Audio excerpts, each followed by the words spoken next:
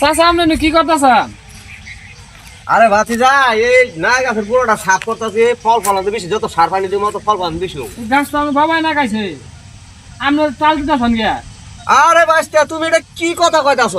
আমি একটা মুরব্বী মানুষ হয়ে হারে এই বাইস্তারে ছড়ামো আমি কি ওসব মুরব্বী মানুষ? এই নাই গাছটা তোমার বাপ না গেছে, ঠিক আছে, যত্ন করতেছি আমি, পরশু আমার জমিনের মধ্যে, আমি খাবো না, তুমি খাবা?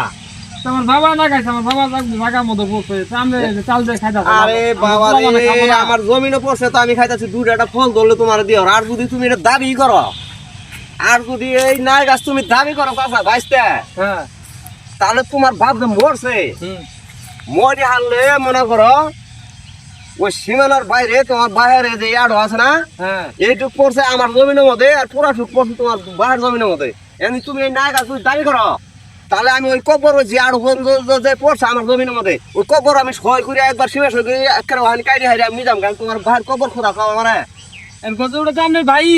আমার ভাই হয়ে গিয়েছে, আমার জমিনের মধ্যে পড়ছে, আমি মাইনে নেবো। পড়ছে তাই কি হয়েছে? ওটা তো আপনার ভাই, ওটা তো এক চুল জমিনের দাম আছে, এখন তুমি কবর খুদ মামি না তুমি নাই গাছ বাইরে পাও? না, আপনি না গেছেন তো কবর খুঁজে না চাচা।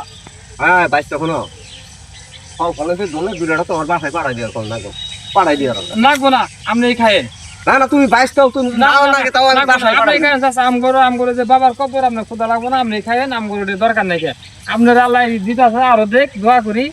আচ্ছা আচ্ছা ঠিক আছে, এটাই হলো ভাই। শুনেন, এই কবর একটা পেঁয়াজ দিলাম, পেঁয়াজ দিয়ে হাইরে বাইশটার জমিন হানি আত্মসাৎ করলাম।